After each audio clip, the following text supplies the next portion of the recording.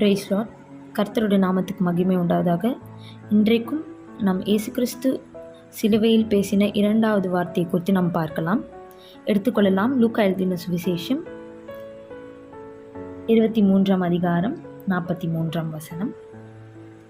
இயேசு அவனை நோக்கி, இன்றைக்கு நீ என்னுடனே கூட பரதீசில் இருப்பாய் என்று மெய்யாகவே உனக்கு சொல்லுகிறேன் என்றார். இந்த பகுதி தான் இயேசு கிறிஸ்து 2வதாக சிலுவையில் பேசின வார்த்தை. ஸோ இந்த பகுதியை நிறைய பேருக்கு தெரிஞ்சிருக்கும். ஸோ அதை ஒரு சின்ன ஒரு கிளான்ஸ் மாதிரி நான் சொல்கிறேன். இயேசு கிறிஸ்துவ சிலுவையில் அறையும்போது அவருக்கு இருபுறத்துலேயும் 2 கல்லர்களை அறையிறாங்க. ஸோ ஒரு கல்லன் என்ன பண்ணுறான், அவரை பரியாசம் செய்கிறான். என்னென்னு பரியாசம் செய்கிறான்? நீ யூதரின் ராஜாவானால் உன்னை ரட்சித்துக்கொள் என்று அவரை பரியாசம் பண்ணினான். இன்னொரு பக்கம் இவன் என்ன பண்ணுறான், இன்னொரு கல்லன் தேவனுக்கு பயந்து என்ன பண்ணுறான், நீங்கள் என்ன பண்ணுங்கள், என்னை நினைத்து கொள்ளுங்கன்னு சொல்லும்போது ஆண்டவர் இந்த 2வது வார்த்தையை அவனுக்கு சொல்லுகிறார். இந்த வார்த்தையில் ஒரு முக்கியமான விஷயம் என்னென்னா, அந்த பரதீசு என்றால் என்ன? இங்கிலீஷில் பாரடைஸ் அப்படி சொல்கிறோம்.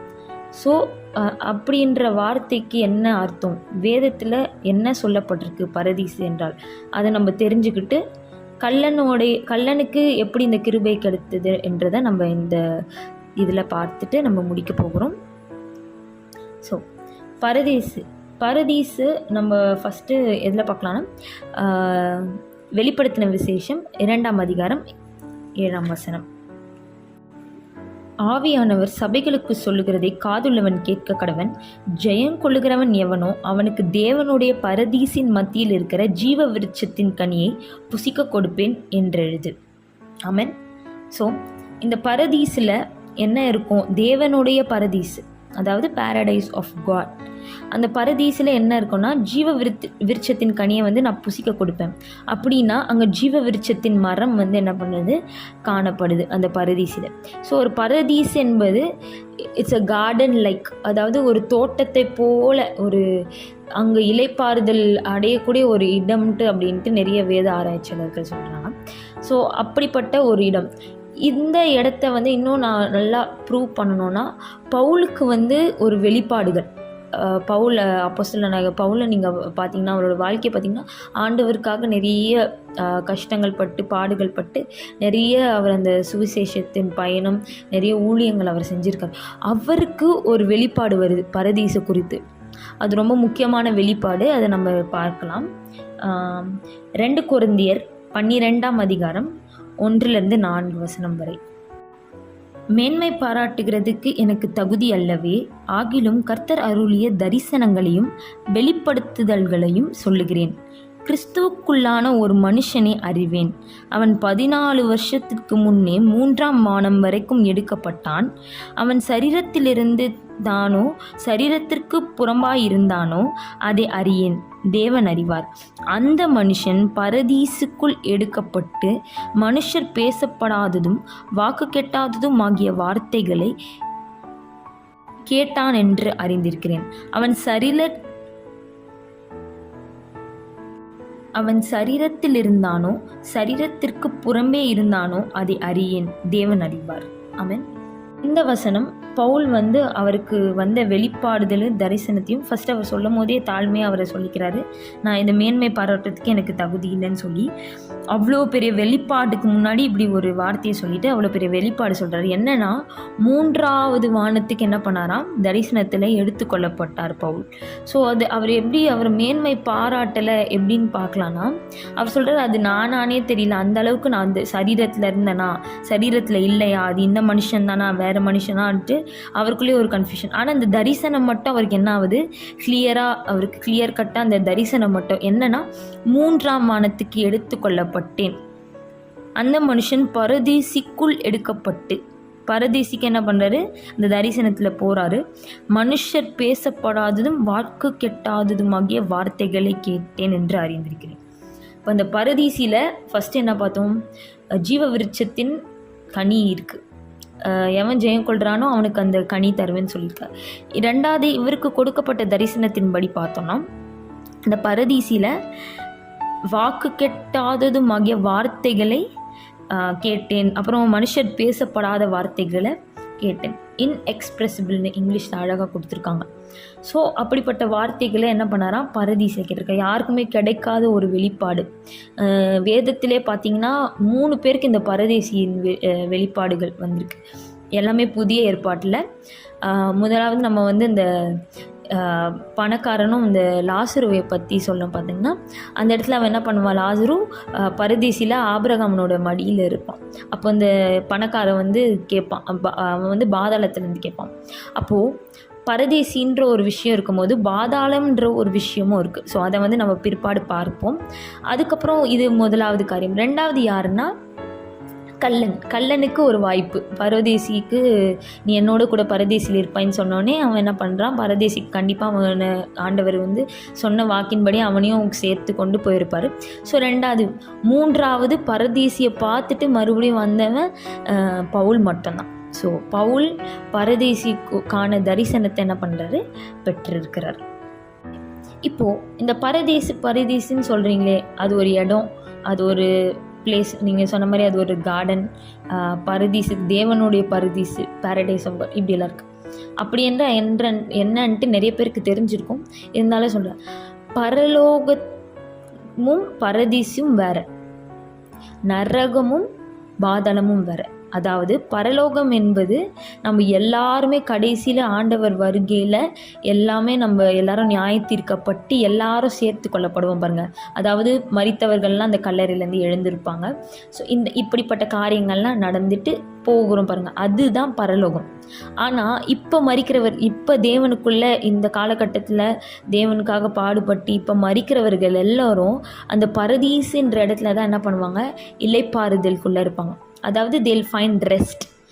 என்ன பண்ணுவாங்க, இளைப்பாறுதல். இப்போலாம் இவங்க என்ன பண்ணிடுறாங்க, இளைப்பாறுதல் அடைஞ்சிட்ருக்காங்க. இப்போ நமக்கு முன்னாடி போனவங்க, நமக்கு முன்னோடியாக இருந்த நம்ம ஊழியக்காரர்கள், நம்மளோட குடும்பத்தினர்கள், இந்த மாதிரிலாம் தேவனுக்காக பரிசுத்தமாக வாழ்ந்தவர்கள் எல்லாரும் இப்போது பரலோகத்தில் இல்லை, பரதீசியில் என்ன பண்ணுவாங்க, இளைப்பாறுதல் அடைந்துட்டு இருப்பாங்க. அதே போல் நம்ம நரகத்துக்கு வந்தோம்னா, நரகத்துக்கு இப்போ தீயது பண்ணி கெட்டது பண்ணி இறந்தவங்களாம் வந்து நரகத்தில் இருக்க மாட்டாங்க. எல்லாருமே பாதாளத்தில் என்ன பண்ணுவாங்க, தீங்குகளை கொஞ்சம் அனுபவிச்சுட்டு இருப்பாங்க. அதுக்கப்புறம் நியாயத்திற்கு அப்புறம் தான் என்ன பண்ணுவாங்க, அந்த அக்கினி கடலுக்குள்ளே என்ன பண்ணுவாங்க, அதாவது நரகத்துக்குள்ளே என்ன பண்ணுவாங்க, அவங்க போடுறாங்க. ஸோ பரதீசுன்றது என்னது, பரலோகத்துக்கு ஒரு முன்னாடி. அதாவது இவர் சொல்கிறாரு 3வது வானத்தில் பரதேசியை பார்த்தேன்றாரு. அப்போது எத்தனை வானங்கள் தாண்டி அந்த பரலோகம் இருக்கும் பாருங்கள்.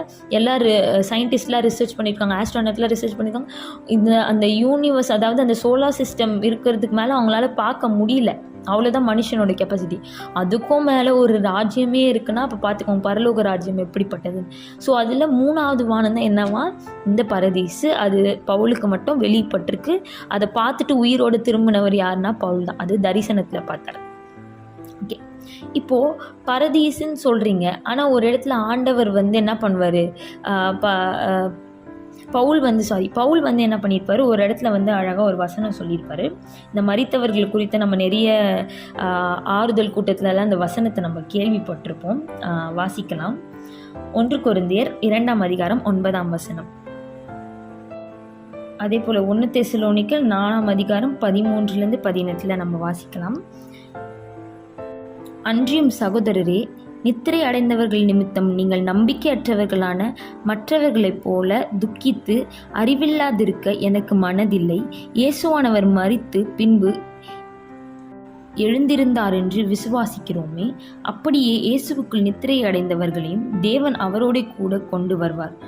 கர்த்தருடைய வார்த்தையை முன்னிட்டு நாங்கள் உங்களுக்கு சொல்லுகிறதாவது, கர்த்தருடைய வருகை மட்டும் உயிரோடு இருக்கும் நாம் நித்திரை அடைந்தவர்களுக்கு முந்திக் கொள்வதில்லை.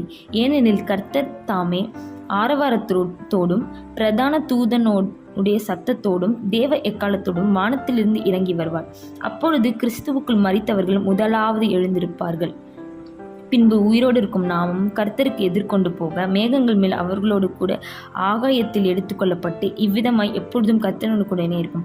ஆகையால் இந்த வார்த்தைகளினாலே நீங்கள் ஒருவரை ஒருவர் தேற்றுங்கள். ஸோ நிறைய ஃபஸ்ட்டே சொன்ன மாதிரி இதை நிறைய துக்க வீட்டில் நம்ம கேட்டிருக்கோம், ஆறுதல் கூட்டத்தில் கேட்டிருக்கோம்.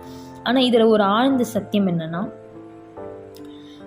ஒரு இடத்துல இயேசு ஆனவரை வந்து கேள்வி கேட்பாங்க. எல்லாருமே சேர்ந்து என்ன கேட்பாங்கன்னா, ஒருத்தனுக்கு வந்து ஒரு மனைவி இருந்தார்கள். அவங்க வந்து என்ன பண்ணுறான், இறந்துடுறான். ஒரு பிள்ளை இல்லாமல், ஒரு சுதந்திரம் இல்லாமல் இறந்துடுறான். அடுத்து அவனோட சகோதரர்கள் அப்படியே லைனாக ஒரு 7 சகோதரர் வருவாங்க. இப்போது நியாயத்தீர்ப்பப்போ உயிர்த்தெழுதலப்போ என்ன ஆகுது, இவங்க வந்து யாரோட மனைவியாக இருப்பாங்க அப்படின்ட்டு என்ன பண்ணுறாங்க, கேள்வி கேட்குறாங்க. ஆண்டவரை ஒரு குறை கண்டுபிடிக்கும்படி அப்படி ஒரு கேள்வியை கேட்குறாங்க. ஆண்டவர் என்ன சொல்கிறாரு அந்த இடத்துல, நீங்கள் பரலோகத்தில் வந்தக்கப்புறம் இவங்க யார் அப்படின்ட்டு யாருக்குமே என்ன பண்ணாது, யார் யாருன்ட்டு அவங்கவுங்க சொந்தன்ட்டு யாருக்குமே என்ன பண்ணாது, அடையாளம் தெரியாதுன்னு சொல்கிறார். ஆனால் பவுலோட வசனங்கள் பார்த்திங்கன்னா அதுக்கு மாறாக எப்படி இருக்குன்னா, நம்ம என்ன பண்ண போகிறோம், சந்திக்க போகிறோம், இறந்தவங்களை இதுக்கு முன்னாடி நம்ம மரித்தவர்கள் என்ன பண்ண போகிறோம், பார்க்க போகிறோம் அப்படின்னு சொல்லி என்ன பண்ணுங்கள், ஒருவர் தேற்றுக்கொள்ளுங்க, மறுக்குறையில் நாங்கள் சந்திப்போம் அப்படின்னு சொல்லி ஒரு வார்த்தையை சொல்கிறார். ஸோ இது ரெண்டுத்தையும், இந்த 2 வசனத்தையும் வந்து நான் தியானித்து கொண்டு இருக்கும் போது தான் அப்புறம் தான் தெரியுது, பரலோகம் என்ற ஒரு காரியம், அதை பற்றி தான் என்ன பண்ணுறாரு ஏசப்பா பேசுகிறார். பரலோகத்தில் வரும்போது யாருன்னே நம்மளுக்கு என்ன பண்ணது தெரியாது. எல்லாருமே எப்படி ஆகிடுவோம், அப்படி வெண்வஸ்தன் தரித்து கொண்டு ஒரு தூதர்களை போல் நம்ம மாறிடுவோம். இவங்க தான் நம்ம நம்ம பக்கத்துலேயே அவங்க நின்றுருந்தால் கூட நமக்கு என்ன பண்ணாது, இவங்க தான் நம்மளோட சகோதரர், இவங்க தான் நம்மளோட அப்பா அம்மா, எதுவுமே தெரியாது. அது பரலோகத்தில். ஆனால் பரதீசியில் ஒரு நம்பிக்கை இருக்குது பார்த்தீங்களா. நானும் என்ன பண்ணுவேன், வந்து சந்திப்பேன். நிறைய பேர் இந்த வார்த்தையை வந்து அந்த துக்க வீட்டில் சொல்லுவாங்க, எங்களுக்கு ஒரு நம்பிக்கை இருக்குது, என்னென்னா நாங்கள் வந்து மறுக்கரையில் சந்திப்போம், அந்த ஆன் தி அதர் ஷோர் அப்படின்ட்டு சொல்லுவாங்க. ஸோ அப்போ பவுல் பேசுனது என்னன்னா, மறுக்கரை என்பது அந்த பரதீஸ், அதாவது இலைப்பாரி கொண்டிருக்கிற அந்த இடத்தை பற்றி தான் என்ன பண்ணுறாரு. அதனால தான் அவர் என்ன பண்ணுறாரு, அந்த வெளிப்பாடு கிடைக்குது பவுலுக்கு, ஒரு அழகான அந்த வெளிப்பாடு, இந்த 3வது வானம், யாருக்கும் கிடைக்காத ஒரு வெளிப்பாடு 3வது வானத்துக்கு எடுத்துக்கொள்ளப்பட்டு ஒரு பரதீசியை பார்த்ததுனால தான் இதுக்கப்புறம் அவருக்கு வந்து நிறைய பாடுகள் இருந்தது, நிறைய அவனுக்கு கஷ்டங்கள், போராட்டங்கள், ஊழியம் எங்கெல்லாம் பண்ணுறோம்.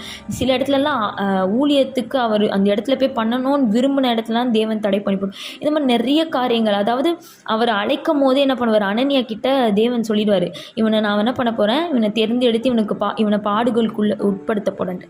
இவ்வளோ எல்லா பாடுகளும் இருந்தோம், நம்மளா கண்டிப்பாக அந்த இடத்துல இருந்திருந்தான்னா கண்டிப்பாக நம்ம பின் வாங்கியிருப்போம். ஊழியம் என்னடா ஊழியம் இது, பாடு வந்துகிட்டே இருக்குது, நம்ம ஆண்டவருக்காக செஞ்சாலும் நமக்கு கஷ்டங்கள் வந்துகிட்டே இருக்குன்னு பின் வாங்கிடுவோம். ஏன் பவுல் பின்வாங்காமல் இவ்வளோத்தையும் அவர் செஞ்சு கடைசி வரைக்கும் வந்து தேவனுக்காக நிலை நின்று இப்போ வரைக்கும் பவுல் மற்ற சீஷர்களை விட அதிகமாக பவுல் தான் என்ன பண்ணுறாரு, வைராக்கியமாக நிற்கிறாரு. சீஷர்கள் கூட பார்த்திங்கன்னா சில இடத்துல என்ன பண்ணுவாங்க, ஆண்டவர் கூடவே இருந்து ஆண்டவர் கூட தங்கி ஆண்டவர் கூட எல்லாத்தையும் பார்த்த சீஷர்களே என்ன பண்ணுறாங்க, நிறைய இடத்துல பின்வாங்கி போகிறத பார்க்குறோம். நிறைய இடத்துல என்ன பண்ணுறாங்கன்னா, அவங்க வந்து ஓகே இது போதும், நம்மளுக்கு வந்து இதில் இந்த இதுவும் பயன் இல்லை, ஏசப்பை மரித்தக்கப்புறம் அந்த சிலுவையில் அறிந்தக்கப்புறம் எல்லோரும் அவ்வளோதான் முடிஞ்சிச்சு, திரும்பி எல்லோரும் பழைய தொழிலுக்கு போங்கன்ட்டு அதுக்கப்புறம் மறுபடியும் என்ன பண்ணுறாரு, மறுபடியும் ஊழியத்துக்கு கிடைக்கணும். இப்படிப்பட்ட காரியங்கள் இருக்கும்போது பவுல் ஒரே ஒரு அழைப்பு தான், ஒரே ஒரு தடவை தான் அவன் ஒப்பு கொடுத்தான், ஆண்டவரே நீ என்ன செய்ய சித்தமாக இருக்கிறீன்ட்டு. அந்த ஒரு இதில் அவன் திரும்பியும் வந்து என்ன பண்ணல, எந்த இடத்துலையும் அவன் பின்வாங்கினதான் நம்ம பார்க்கல, அவன் பின் வாங்கவே இல்லை. எப்படி பின்வாங்காமல் போனான்னா, அவனுக்கு என்ன ஒரு தரிசனம்னா, பரதீசை பார்த்துட்டான்.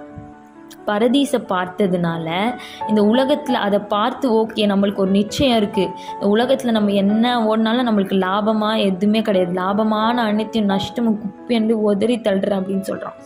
அப்போது அந்த பரதீசை பார்த்துருந்தால் தான் அவனுக்கு என்ன ஆகுதுன்னா, இந்த உலகத்தில் இருக்க காரியம் என்னடா, இந்த பாடுகள்லாம் என்ன கொஞ்ச நேரத்தில் முடிந்து போகும், அதோ நான் போக போகிறேன் அந்த இடத்துல தான் என்ன கிடைக்குது, எனக்கு இலைப்பாறுதல் கிடைக்குதுன்ற ஒரு விஷயத்தை அவன் அறிஞ்சிருக்கான். அந்த பரதீசை கொடுத்த ஒரு உண்மையை, ஒரு வெளிப்பாட்டை வந்து பவுல் பெற்றுக்கொண்டதுனால அவன் கடைசி வரைக்கும் விடாமல் என்ன பண்ணுறான், பிடித்து கொண்டு ஓடுறான்.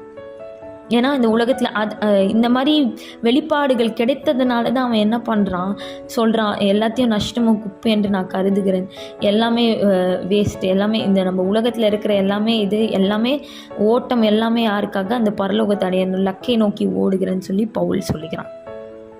இப்படிப்பட்ட காரியங்கள்லாம் நம்ம பரதீசு கொடுப்பார். அப்போ பரதீஸ் என்பது தேவன் விரும்புகிற தன்னோட பிள்ளைகளுக்கு ஒரு இலைப்பாறுதல். நீ போதும்பா, நீ ரொம்ப எனக்காக பாடுபட்டுட்ட, ரொம்ப எனக்காக ஊழியம் செஞ்ச, ரொம்ப என்னோட கால்கள் எனக்காக ஓடுது, உன்னோட உடல் ஆவி ஆத்மா அனைத்தையும் எனக்காக நீ வந்து சாக்ரிஃபைஸ் பண்ணி நீ இத்தனை விஷயம் பண்ணியிருக்க.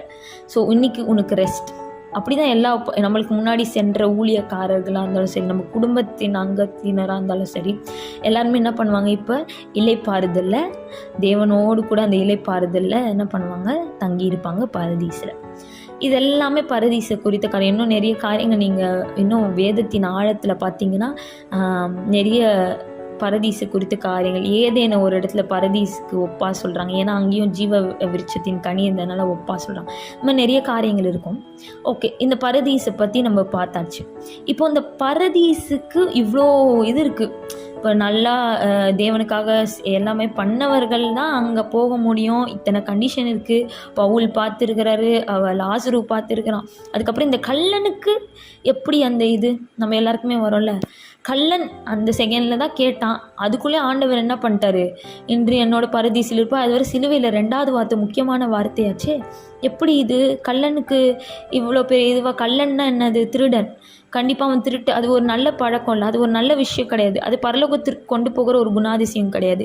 எப்படி அந்த கல்லனுக்கு இப்பேற்பட்ட ஒரு கிருபை அப்படின்னு பார்த்தீங்கன்னா, அந்த மறுபடியும் நம்மளோட மெயின் வசனத்துக்கு போகலாம். லூக்கா 23ஆம் அதிகாரத்தை நம்ம 40ஆம் வசனத்துலேருந்து நம்ம பார்க்க போகிறோம், எப்படி அந்த கல்லனுக்கு இந்த கிருபை கிடைத்தது என்று. 5 காரியங்கள் அவன் அந்த இடத்துல செய்கிறான். கல்லன் 5 காரியங்கள் அந்த இடத்துல அவன் என்ன பண்ணுறான், அந்த கல்லன் செய்கிறான். அதை வச்சு தான் என்ன பண்ணுறது, அவனுக்கு பரதீசின்ற ஒரு தகுதி, அவனுக்கு பரதீசில் நீ என்ட்ரி ஆகலாம் அப்படின்ற ஒரு தகுதி அவனுக்கு தரார் ஆண்டவர். அதை நம்ம பார்க்கலாம். லூக்கா 23ஆம் அதிகாரம் 40ஆம் வசனம். மற்றவன் அவனை நோக்கி, நீ இந்த ஆக்கினைக்குட்படாதவனாய் இருந்தும் தேவனுக்கு பயப்படுகிறதில்லையா? அதாவது தேவனுக்கு பயப்படுகிற பயம் என்ன பண்ணிச்சான், அந்த கல்லனுக்கு அந்த நேரத்தில் இருந்தது. அடுத்தவனை என்ன பண்ணுறான், அவன் பரியாசம் பண்ணும்போது, நீ தேவனுக்கு பயப்படலையா, நீயே ஆக்கினைக்குட்பட்டிருக்க, நீ தேவனுக்கு பயப்படலையான்ட்டு என்ன பண்ணுறான், முதலாவது கேள்வி கேட்குறான். இது முதலாவது அவனோட நற்குணம். தேவனுக்கு பயப்படுறது ரொம்ப ரொம்ப முக்கியம். நம்மளுக்கு நிறைய வசனம் இருக்குது, கர்த்தருக்கு பயப்படுதலே ஞானத்தின் ஆரம்பம். இந்த மாதிரி அநேக வசனங்கள் எல்லாமே வேதத்தில் வாழ்ந்த பரிசுத்தவான்கள் எல்லாமே தேவனுக்கு பயந்தவர்கள். இந்த ஆபிரகாமை கூட என்ன பண்ணுறாரு, அந்த பலி செலுத்தும் போது என்ன பண்ணுறாரு, டெஸ்ட் பண்ணிட்டதுக்கப்புறம் நீ தேவனுக்கு பயந்தவன் என்று நான் அறிந்திருக்கிறேன்னு சொல்கிறாரு. யோசேப்பு சொல்கிறான், நான் தேவனுக்கு பயந்து நடக்கிறேன் என்று. இந்த மாதிரி அநேக அந்த தேவனுக்கு பயப்படுகிற பயம் நம்மளோட வாழ்க்கையில் ரொம்ப ரொம்ப ரொம்ப முக்கியமாக இருக்குது. அது அந்த கல்லன் என்ன பண்ணுறான், அந்த இடத்துல வெளிப்படுத்துகிறான். நீ தேவனுக்கு பயப்படலையான்ட்டு இன்னொருத்தனை கேள்வி கேட்குறான்னா அப்போ என்ன அர்த்தம், அப்போ அவன் தேவனுக்கு பயந்திருக்கிறான் என்ற அர்த்தம். ஸோ அது ஒரு விஷயம். 2வது காரியம் என்னன்னா, லூக்கா 23:41, நாமோ நியாயப்படி தண்டிக்கப்படுகிறோம், நாம் நடப்பித்தவைகளுக்கு தக்க பலனை அடைகிறோம், இவரோ தகாததொன்றையும் நடப்பிக்கவில்லையே என்று அவனை கடிந்து கொண்டு. ஓகே, ஸோ இந்த இடத்துல என்ன பண்ணுறான், அவன் ஒரு கன்ஃபெஷன் கொடுக்குறான். என்ன கன்ஃபெஷன்னா, நம்ம என்ன பண்ணுறோம், தகாதது செஞ்சிட்டோம், அதனால என்ன பண்ணுறோம், இந்த நிலைமையில் இருக்கோன்ட்டு என்ன பண்ணுறான், தன்னை கன்ஃபெஸ் பண்ணுறான். அந்த கல்லன் பார்த்தீங்கன்னா எடுத்தோடனே அவனை கன்ஃபெஷன் எதுவுமே கிடையாது. எடுத்தோடனே டேரெக்டாக என்ன பண்ணுறாரு, இயேசு நாதரே என்ன பண்ணுறாரு, ஒரு டேரெக்டாக நீ ராஜாவாக இருந்தா, நீ இவ்வளோ பெரிய ஆளாக இருந்தால் என்ன பண்ணு, சிலியை விட்டு உன்னே நீ என்ன பண்ணு, ரட்சித்துக்கொள்ள அப்படின்ட்டு டேரெக்டாக அந்த வார்த்தை பேச தெரியுது. ஆனால் இந்த கல்லனை போல் தேவனுக்கு பயந்த பயம் இல்லை, ஒரு கன்ஃபெஷன். அவனே ஒரு பாவி, அதனால தான் அவனை சிலுவையில் அறிஞ்சிருக்காங்கன்றத நிலையை மறந்துட்டு எல்லாரும் அவரை மார்க் பண்ணுறாங்க என்ற காரணத்துக்காக இவர் என்ன பண்ணுறாரு, இவர் பங்குக்கு நானும் போயிட்டு என்ன பண்ணுறேன், அவரை இது பண்ணுறேன்னு சொல்லி என்ன பண்ணுறாரு, அவரும் கேட்குறாரு, நீ என்ன பண்ணு, ரட்சித்துக்கொள், நீ அவ்வளோ பெரிய ஆளாக இருந்தால் என்ன பண்ணு, நீயும் உன்னை ரட்சித்துக்கொள்ள என்ன பண்ணுறாரு, தேவனே கேள்வியார். ஆனால் இந்த கல்லனுக்கு என்ன பண்ணுது, அந்த ஞானம் இருக்கிறது என்னென்னா தேவனுக்கு பயப்பட பயம். அது இல்லாமல் அவன் என்ன பண்ணுறான், கன்ஃபஸ் பண்ணுறான். நம்ம என்ன பண்ணுறோம், தப்பு பண்ணியிருக்கோம், அதனால் இந்த இடத்துல இருக்கோம், அவர் அந்த மாதிரி தப்பு பண்ணலன்ற ஒரு கன்ஃபெஷனை 2வது காரியம். 3வது காரியம் அவன் என்ன செய்கிறான்னு பார்த்தீங்கன்னா, அவர் எந்த தப்பும் பண்ணல, அவருக்கு ஏன் இந்த தண்டனை. அதே 41ஆம் வசனத்தில் நீங்கள் பார்த்தீங்கன்னா 23:41 பார்த்தீங்கன்னா அதே சொல்கிறாரு, நீங்கள் அவர் நம்மளாச்சும் இந்த இதெல்லாம் நம்ம பண்ணியிருக்கோம், அதனால் நம்மளை அறிஞ்சிருக்காங்க. அவர் எந்த தப்பும் பண்ணலை அப்படின்னு என்ன பண்ணுறான் நம்ம. ஏன்னா சிலுவையில் போடப்பட்டவன் எல்லாரும் எப்படின்னா சபிக்கப்பட்டவன்ட்டு அந்த ரோம காலத்தில் அது ஒரு பனிஷ்மெண்ட். அப்போ கண்டிப்பாக ஒரு தப்பு பண்ணியிருந்தால் தான் அங்கே வர முடியும். ஆனால் இந்த கல்லனுக்கு என்ன தெரியுது, அவர் எந்த தப்பும் பண்ணலை. அவர் முகத்தை பார்க்குறான், அவன் கண்கள் அன்பான கண்களை பார்க்குறான், எல்லாத்தையும் அந்த சிந்துற ரத்தத்தை பார்க்குறான். எல்லாத்தையும் பார்க்கும்போது அவனுக்கு தெரியுது இவர் கண்டிப்பாக என்ன பண்ணல, இது ஒரு புனிதமான ரத்தம், இது ஒரு பரிசுத்த ரத்தம், இதில் எந்த ஒரு குற்றமும் இல்லைன்னு தெரிஞ்சு அவன் என்ன பண்ணுறான், அவர் எந்த தப்பும் பண்ணல, நம்ம தப்பு பண்ணுறோம், அதனால இந்த ஆக்கினைக்கு உட்பட்டிருக்கோம், அவர் எந்த தப்பும் பண்ணலன்ட்டு என்ன பண்ணுறான், அவரை பரிசுத்தர் என்று என்ன பண்ணுறான், அந்த இடத்துல அவன் என்ன பண்ணுறான், அசியூம் பண்ணி அவன் என்ன பண்ணுறான், அதை அறிக்கைடுறான். இது 3வது காரியம். அதே போல் 4வது காரியம் என்னென்னா, நம்ம அதே 41ஆம் வசனத்தில் பார்த்தீங்கன்னா, அவனை கடிந்து கொண்டு, அவன் என்ன பண்ணுறான், கடிந்து கொள்கிறான். அதாவது இந்த வார்த்தைகளெல்லாம் சொல்லி என்ன பண்ணுறான், அவனை நீ சைலண்ட்டாக இரு, நீ என்ன பேசிகிட்டு இருக்க, நீ தேவனுக்கு பயப்படலையா, நீ நம்ம தப்பு பண்ணியிருக்கோம், இந்த இடத்துல அறையப்பட்டிருக்கோம், அவர் எந்த தப்பும் பண்ணல, நீ கடிந்து கொள்ளுகிறான். அந்த கடிந்து கொள்ளுதல் என்பது அது எப்படி போர்ட்ரேட் பண்ணலான்னா, அது ஒரு சுவிசேஷ ஊழியம் மாதிரி. அதாவது ஒருத்தன் தேவனுக்கு எதிராக பேசுகிறான், தேவனுக்கு பயப்படாமல் பேசுகிறான், அவன் பாவின்றதை கன்ஃபஸ் பண்ணாமல் இருக்கான், அவர் பரிசுத்தர் என்று அறியாமல் இருக்கான், அவர் ஒரு தப்பு பண்ணாமல் இருக்கான், அவனுக்கு இவன் என்ன பண்ணுறான், சுவிசேஷத்தை கடிந்து கொள்ளுதல் மூலியமாக ஒரு போதகரோட சிக்ஷை மாதிரி என்ன பண்ணுறான், இவன் சிக்ஷிக்கிறான், நீ எப்படி இந்த மாதிரி பேசுகிறன்ட்டு அந்த இடத்துல இவன் ஒரு சுவிசேஷத்தை சொல்கிற ஒரு குணாதிசயத்தை நம்மளால் பார்க்க முடிகிறது. ஸோ கடிந்து கொண்டு அப்படின்றது லிட்ரலாக அவன் திட்டான், அது கெட்டது தானே, திட்டான் அப்படின்னு எடுத்துக்காதீங்க. என்னென்னு கடிந்து கொள்கிறான்றது முக்கியம். அந்த வசனங்களை 41 பார்த்திங்கன்னா அந்த வசனங்கள் நம்ம பார்த்த வசனங்கள், இந்த எல்லா காரியத்தையும் என்ன பண்ணுறான், அவன் எடுத்து சொல்கிறான். அந்த இடத்துல எந்த இடத்துல அவனும் அறியப்பட்டிருக்கான், இயேசுநாதர் அறியப்பட்டிருக்காரு, இந்த கல்யாணம் அறியப்பட்டிருக்கான், ஆனால் அவனுக்கு அந்த கடமை அவனுக்கு தெரிஞ்சதுனால அவன் என்ன பண்ணுறான், சைலண்ட்டாக இருடானின்ட்டு அந்த மாதிரி ஒரு இதில் என்ன பண்ணுறான், அவன் பேசுகிறான். என்ன சொல்கிறான், தேவனுக்கு பயப்படுகிற பயம் தெரியுது, அந்த இடத்துல அவனோட கன்ஃபெஷன் தெரியுது, அது இல்லாமல் அவர் பரிசுத்தர் என்று என்ன பண்ணுறான், அந்த இடத்துல எக்ஸ்பிளைன் பண்ணுறான். அதுக்கப்புறம் என்ன பண்ணுறான், அவன் கடிந்து கொண்டு அவன் சுவிசேஷ ஊழியத்தை நிறைவேற்றான். கடைசியான காரியம் 5வது காரியம் என்னவென்றால், அதே 23:42 பார்த்திங்கன்னா, இயேசுவை நோக்கி, ஆண்டவரே, நீர் உம்முடைய ராஜ்யத்தில் வரும்போது அடியேனை நினைத்தருளும் என்றான். பாருங்கள், எப்படிப்பட்ட ஒரு கல்லனுக்கு தெரிஞ்சிருக்கு, இவருக்கு என்ன இருக்குது, ராஜ்யத்தோட பவர் இருக்குது, ஹி த கிங்டம் பவர், இங்கிலீஷில் அழகாக போட்டு ஒரு கிங்ஷிப் அவருக்குள்ளே இருக்குது, ஒரு ராஜ்யத்துக்குரிய ஒரு வல்லமை அவருக்குள்ளே இருக்குன்று அவன் அறிந்து என்ன பண்ணுறான், ஆண்டவரே நீங்கள் அந்த உங்களோட ராஜ்யத்தில் என்ன பண்ணுங்க, வரும்போது இந்த அடியனுக்கு கொஞ்சம் நினச்சிக்கோங்க அப்படின்னு என்ன பண்ணுறான், தயவாக அந்த இடத்துல அந்த கல்லன் கேட்குறத பார்க்குறோம். அப்போ இவன் என்ன பண்ணுறான், விசுவாசிக்கிறான். அந்த இடத்துல அவனோட விசுவாசம் வெளிப்படுது. என்னென்னா, கண்டிப்பாக அவர் வருவார், அந்த ராஜ்யம் அவர்கிட்ட இருக்குது, அந்த ராஜ்யத்தில் வரும்போது என்ன பண்ணுவார், என்னையும் சேர்த்து கொள்வார். இப்போ இந்த 5 காரியங்களும் தான் என்ன ஆச்சு, அது ஒரு ஃப்ராக்ஷன் ஆஃப் செகண்டில் நம்மளுக்கு அந்த அதிகாரம் பார்க்கும்போது நான் ஒரு 4-5 நிமிஷம் பேசியிருப்பானா இதெல்லாம் அப்படின்னு தான் தோணும். அந்த 5-4 நிமிஷத்தில் இத்தனை காரியங்களும் அவன் என்ன பண்ணியிருக்கான். அதனால தான் தேவன் என்ன பண்ணுறாரு, அசால்ட்டாலாம் நீ பரதேசியில் இருப்ப அப்படி சொல்லியிருந்தா அவர் நினச்சிருந்தா 2 கல்லனையும் பார்த்து, சரிப்பா நான் இப்போ தான் சிலுவையில் அரைஞ்சேன், இப்போ தான் உங்களுக்கு பாவ மன்னிப்பு, சரி 2 பேரும் நீங்கள் பரதேசியில் வாங்க சொல்லியிருக்கலாம். ஆனால் இந்த கல்லன் மட்டும் பரதேசிக்கு வந்தானா இத்தனை காரியங்கள் பண்ணியிருக்கான். என்னென்ன பண்ணியிருக்கான் அதை நம்ம இன்னும் இதோட பார்க்கலாம், அப்போ உங்களுக்கு புரியும்னு நினைக்கிறேன். ஃபஸ்ட்டு அவன் தேவனுக்கு பயந்தான், தேவனுக்கு பயப்படுகிற பயம். 2வது அவனோட பாவத்தெல்லாம் அறிக்கை செய்கிறான், கன்ஃபெஸ்ட்.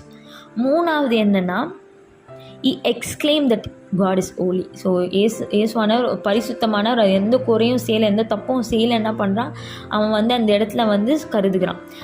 4வது சுவிசேஷ ஊழியத்தை செய்கிறான், மற்றவங்களை கடிந்து கொண்டு இந்த மாதிரிலாம் பேசக்கூடாது, இவர் தான் தெய்வம்ட்டு என்றா பண்ணுறான். அடுத்தவனுக்கு அதை எடுத்து சொல்கிற ஒரு சுவிசேஷ ஊழியத்தை அவன் செய்கிறான். 5வது என்ன பண்ணுறான், மிக முக்கியமான காரியம், அவன் விசுவாசிக்கிறான், இவர் தான் தேவன், இவர் கண்டிப்பாக வருவார், வரும்போது என்னை சேர்த்துக்கொள்வார். இந்த 5 காரியங்களும் பார்த்திங்கன்னா, இதை நான் ஃபஸ்ட்டு எடுக்கும் போது எனக்கு அது தோணலை அவ்வளோவா. சரி, இந்த கல்லன் இத்தனை காரியம் பண்ணியிருக்கான், அதனால் அவனுக்கு பரது அப்படின்னு நினச்சேன். ஆனால் இந்த 5 காரியமும் ஒரு விசுவாசியின் வாழ்க்கையில் ரொம்ப முக்கியமான ஒரு காரியமாக இருக்குது. நம்மளோட வாழ்க்கையில் இது 5 காரியம் இருந்தால் தான் நம்மளால் என்ன பண்ண முடியும், பரதேசியில் பரலோகத்திலே நம்மளால் என்ன பண்ண முடியும், பிரவேசிக்க முடியும். என்னென்ன பண்ணால் ஃபஸ்ட்லேருந்து பார்த்திங்கன்னா, நம்ம தேவனுக்கு பயந்தான். அதே மாதிரி நமக்கும் என்ன பண்ணணும், ஃபஸ்ட்டு நம்மளுக்கு முதலாவது காரியம் என்னது, தேவனுக்கு பயப்படுகிற பயம் இருக்கணும். தேவனுக்கு பயப்பட நம்ம வாலிபராக இருந்தாலும் சரி, நீ முதியோராக இருந்தாலும் சரி, ஆபிரகாமை பார்த்தே ஆண்டவர் சொல்கிறா, எப்போ அவன் 100 வயசு இருக்கும் போது என்ன சொல்கிறாரு, நீ எனக்கு முன் நடந்து நீ உத்தமனாக இருன்னு சொல்கிறாரு. அது எல்லாருக்குமே பொருந்தும். தேவனுக்கு பயப்படுகிற பயன்றது ரொம்ப ரொம்ப முக்கியமானது. அது நம்ம வாழ்க்கையில் தேவை. 2வது அவன் கன்ஃபஸ் பண்ணான். நம்ம எவ்வளோ தான் இது பண்ணாலும் நம்ம பாவம் செய்கிறவள் தான். அதை அவன் அறிக்கையிடுறான் பாருங்க. நிறைய பேர் என்ன பண்ண மாட்டாங்க, பாவமே செஞ்சால் கூட பாவத்தை நான் செய்யலை, அதெல்லாம் அந்த சந்தர்ப்பம் சிச்சுவேஷன் அதை நான் பண்ணிட்டேன் அப்படின்ட்டு கன்ஃபஸ் பண்ணாமல் இருக்காங்க. ஆனால் அவன் கன்ஃபஸ் பண்ணுறான். வசனம் அழகாக சொல்லுது, தன் பாவங்களை மறைக்கிறவன் வாழ்வடைய மாட்டான், அவைகளை அறிக்கை செய்து விட்டு விடுகிறவன் தான் என்ன பண்ணுவான், இரக்கத்தை பெறுவான். இப்போது அந்த ரட்சிப்பை நம்ம பெற்றுக்கொள்ளணும்னா ஃபஸ்ட் நம்ம ஃபஸ்ட்டு தேவனுக்கு பயப்படணும், கன்ஃபெஸ் பண்ணணும். ஒரு கிறிஸ்தவன் வாழ்க்கையில் இதெல்லாம் இருக்க வேண்டிய காரியம். 3வது என்ன பண்ணணும், தேவன் தான் பரிசுத்தர், அவர் எந்த ஒரு குறைபாடு இல்லாதவர் என்று என்ன பண்ணணும், விசுவாசித்து அதை ப்ரொக்ளைம் பண்ண தெரிஞ்சிருக்கணும். அதை வெளியே சொல்ல எக்ஸ்க்ளைம் பண்ண நம்மளால் முடியணும். 4வது முக்கியமான ஒரு நிலை, அதாவது இது எல்லாமே அடைஞ்சிட்டோன்னா நம்ம என்ன பண்ண முடியும், இந்த ஊழியத்தை தைரியமாக செய்ய முடியும். ஊழியம் அதாவது நற்செய்தியை பரப்புவது, காஸ்பல். அது என்ன பண்ணுறது, பிறருக்கு அது ஆண்டவர் அறியாதவனுக்கு, ஆண்டவரையே தூஷிக்கிறவனுக்கு என்ன பண்ணுறான் இவன் சொல்கிறான். ஸோ அப்படிப்பட்டவர்களுக்கு நற்செய்தி அறிவிக்கிற ஒரு இது. 5வது ரொம்ப ரொம்ப முக்கியம், அவரோட வருகையை எதிர்பார்த்து காத்திருக்கிறது. அவரை விசுவாசிக்கிறவங்க மட்டும்தான் அந்த வருகையை எதிர்பார்க்க முடியும். பரிசேயர் சதுசேயர்லாம் இருந்தாங்க, அவங்களுக்கு எல்லாம் நியாயப்பிரமாணம்லாம் தெரியும். ஆனால் அவங்க நம்பாத ஒரு காரியம், அந்த ரிசரக்ஷன் கொடுத்து அவங்களுக்கு அந்த நம்பிக்கை இல்லை. உயிர்த்தெழுதலை அந்த உயிர்த்தெழுதலை பற்றி அவங்களுக்கு என்ன பண்ணல, அதில் ஒரு நம்பிக்கை இல்லாது. அதனால தான் அவங்க என்ன பண்ணாங்க, எப்போவுமே ஆண்டவருக்கு எதிராகவே என்ன பண்ணாங்க, எல்லா காரியங்களும் செஞ்சாங்க. இப்போது யாருக்கு அந்த விசுவாசம் இருக்கோ அவங்க அந்த தேவனோட ராஜ்யத்தை எதிர்பார்த்து காத்திருப்பாங்க. ஆண்டவரை நீங்கள் எப்போ வருவீங்க, எப்போ என்ன சேர்த்துக்கணும். அதாவது ஒரு கிறிஸ்தவ வாழ்க்கையில் இந்த 5 காரியங்களும் ரொம்ப ரொம்ப முக்கியம். இந்த 5 அடிப்படை காரியங்கள் இருந்தால் தான் என்ன பண்ண முடியும், அவனால் அந்த லக்கை அடைய முடியும், அந்த நோக்கத்தை அடைய முடியும், அந்த பரலோகத்தை அடைய முடியும். அதை இவன் ஒரு 5 நிமிடங்களோ எவ்வளோ தெரியல. ஸோ இந்த 5 காரியங்களையும் அவனுக்கு கொடுக்கப்பட்ட அந்த தருணத்தில் அவன் செஞ்சு முடித்தான் பாருங்க. அதனால தான் அவன் என்ன பண்ணுறது, ஆண்டவர் அவனை பார்த்து சொல்கிறாரு, மகனே நீ என்னோட என்ன பண்ண போகிற, நீ பரதேசியில் இருக்க போகிற. அதாவது ஒரு கதை ஒன்று இருக்குது. என்னென்னா, ஒரு பாஸ்டர் இருந்தாராம். ஒரு பாஸ்டர் என்ன பண்ணாராம், ஒரு விசுவாசி இருந்தார். அவர் உலக போக்கில் வாழ்ந்து கொண்டு ஞானஸ்தானம் எடுக்காமல் இருந்தார். அப்போ பாஸ்டர் கேட்பார் எப்போவுமே, தம்பி நீ எப்போ இன்னும் ஞானஸ்தானம் எடுக்கலன்ட்டு. அவர் சொல்வாராம், கல்லர் ஞானஸ்தானம் எடுக்கலல்ல, ஆனால் பரலோகத்துக்கு போயிட்டார்ல, அந்த மாதிரி நானும் இருக்கேன் அப்படின்னு வரும். சரி, இன்னொரு விஷயம் வரும்போது, ஏன்ப்பா இந்த மாதிரி தப்பு பண்ணுற, இந்த மாதிரி இருந்தால் நம்மளால் எதுவுமே பண்ண முடியாது, பரலோகத்துக்கு. அப்போயும் என்ன சொல்கிறார், கல்லர் மட்டும் என்ன பண்ணான், அவன் திருடன் தானே, ஆனால் அவன் பரலோகத்துக்கு போனான்ல அப்படின்னு சொல்லி என்ன பண்ணுறாரு, தன் காலத்தை ஓட்டிக்கொண்டே இந்த மாதிரி எந்த காரியம் அவர் கேட்டாலும், பாஸ்டர் கேட்டாலும் என்ன பண்ணிடுவார், இவர் கல்லறை வச்சு வச்சு வச்சு வச்சு என்ன பண்ணுறாரு. அப்போ ஒரு நாள் பாஸ்டர் சொன்னாராம், கல்லனுக்கு அவனுக்கு கொடுக்கப்பட்ட தருணத்தில் என்ன பண்ணான், இந்த காரியங்கள்லாம் செஞ்சான், உனக்கு இவ்வளோ ஆண்டவர் தருணத்தை கொடுத்துருக்காரு, வாழ்நாள் ஃபுல்லாக உனக்கு நீ சத்தியத்தை அறிஞ்சோ நீ என்ன பண்ணுற, கல்லனா இருக்கியே அப்படின்ட்டு என்ன பண்ணாராம் அந்த பாஸ்டர் சொன்னாராம். அந்த விசுவாசியோட நிலைமை மாதிரி தான் நம்மளோட நிலைமையும். நம்ம நினைக்கலாம், லாஸ்ட் மினிட்ல நம்ம ஆண்டவர்கிட்ட போய் மன்னிப்பு கேட்டு இந்த கல்லனை போல் என்ன பண்ணிடலாம், எல்லாத்தையும் பண்ணி முடிச்சிட்டானா நம்மளை பரலோகத்துக்கு போயிடலாம் அப்படின்னு நம்ம நினைத்து கொண்டு நிறைய பேர் என்ன பண்ணுறாங்க, வாழ்ந்து கொண்டுருக்கலாம். நிறைய பேர் என்ன சொல்கிறாங்க, வாழ்க்கை வாழ்கிறதுக்கு தான், இப்போ என்ஜாய் பண்ணலான்னா எப்போ என்ஜாய் பண்ண முடியும், லைஃப் இருக்க வரைக்கும் என்ஜாய் பண்ணுவோம், உயிர் இருக்குது அப்படின்னு என்ன பண்ணுவோம், என்ஜாய் பண்ணிட்டு கடைசியில் நம்ம என்ன பண்ணுவோம், வயசாகும் போது தான் என்ன பண்ணுவோம், ஐயோ ஆண்டவருக்காக ஓடணும்னு நினச்சேனே, பலன் இல்லையே, இப்போ இது இருக்கே அது இருக்கேன்னு சொன்னால் ஒரு பிரயோஜனமும் இல்லை. நமக்குன்ட்டு என்ன பண்ணுறாரு, இந்த கல்லனுக்கு அந்த கொஞ்சம் நிமிடங்கள் தான் என்ன பண்ணியிருக்கு, கிடைச்சிருக்கு. அதையே அவன் இந்த நம்ம ஒரு வாழ்நாள் செய்ய வேண்டிய, ஒரு கிறிஸ்தவன் வாழ்நாள் செய்ய வேண்டிய காரியத்தெல்லாம் அவன் செஞ்சு முடிக்க முடியும்னா, நமக்கு ஆண்டவர் எவ்வளோ கிருபையாக ஒவ்வொரு நாட்களையும் என்ன பண்ணுறாரு, நமக்கு கூட்டி கொடுக்குறாரு. ஒவ்வொரு நாட்களும் காலையில் நம்ம எழுந்துக்கிறது எவ்வளோ ஒரு பெரிய கிருபை. யோபு சொல்கிறான் அழகாக, தாவீது சொல்கிறாரு, நீ மனுஷனை காலைதோறும் விசாரிப்பதற்கும் நிமிஷந்தோறும் சோதிப்பதற்கும் அவன் எம்மாத்திரம் சொல்லிட்டு வசனங்கள் அழகாக இருக்கும். ஒவ்வொரு நாளும் நம்மளுக்கு அந்த தருணத்தை தந்துகிட்டே இருக்காரு. எவ்ரிடே இஸ் அன் ஆப்பர்ச்சுனிட்டி உலகத்தான் சொல்கிறான். ஆனால் நமக்கு ஆண்டவர் என்ன பண்ணுறாரு, நிஜமாகவே கொடுத்துட்ருக்காரு. ஒவ்வொரு நாளும் ஒரு தருணம், இன்றைக்கி நீ வருவியா, இன்றைக்கி என்னோட சமூகத்தில் இருப்பியா, இன்றைக்கி நீ இந்த காரியத்தை எனக்கு பிரியமாக செய்வியா அப்படின்னு ஒவ்வொரு நாளும் அந்த தருணத்தை கொடுத்துருக்காரு. கல்லனுக்கும் அதே மாதிரி கொஞ்சம் தருணம் கிடச்சிது, அவன் பயன்படுத்தி கொண்டு அவன் பரதேசிக்கு போயிட்டான். இன்றைக்கு நீங்களும் நானும் எங்கே இருக்கோம், அதை நான் இன்றைக்கு நம்ம சிந்தித்து பார்க்க போகிறோம். இந்த 5 காரியம் நமக்கு ரொம்ப முக்கியமானது. தேவனுக்கு பயப்படுகிற பயம், பாவத்தை அறிக்கையிடுதல், தேவனை பரிசுத்தர் என்று கூறுதல், சுவிசேஷத்தை பணியை செய்தல், முக்கியமான காரியம் அவரோட வருகை எதிர்பார்த்து நம்பிக்கையோடு விசுவாசத்தோடு காத்திருக்கிறது. இந்த 5 காரியங்களும் நம்ம வாழ்க்கையில் இருக்கான்னு பார்க்க போகிறோம். அப்படி இருந்தால் தான் தேவன் நம்மளை பார்த்து சொல்வார், நீ இன்றைக்கு என்னோடு என்ன பண்ண போகிற, பரதேசியில் இருக்க போகிற. அவர் வருகை வந்தால் நம்ம என்ன பண்ண போகிறோம், பரலோகத்துக்கு போக போகிறோம். ஒருவேளை அவர் வருகை தாமதித்து நம்மளோட மரணம் நேரிட்டால் நம்ம எங்கே இருக்க போகிறோம், பரதேசியில் இருக்க போகிறோம். ஸோ அந்த வார்த்தையை நிச்சயத்தை நீங்கள் உணர்ந்து நீங்கள் இதன்படி நீங்கள் செயல்படணும். இனிமேல் நம்மளோட வாழ்க்கையில் இது வரைக்கும் எப்படி இருந்தோன்னு தெரியல, இனிமேல் நம்மளோட வாழ்க்கையில் இந்த 5 காரியங்களும் முக்கியமாக தேவனுக்கு செய்யணும். அப்படி செஞ்சால் தான் நம்ம எங்கே இருக்க முடியும், பரதேசியில் ஆண்டவரோடு இளைப்பாறுதலில் நம்மளால் இருக்க முடியும். கர்த்தர் தாமே இந்த வார்த்தைகளை ஆசீர்வதிப்பாராக. ஆமென்.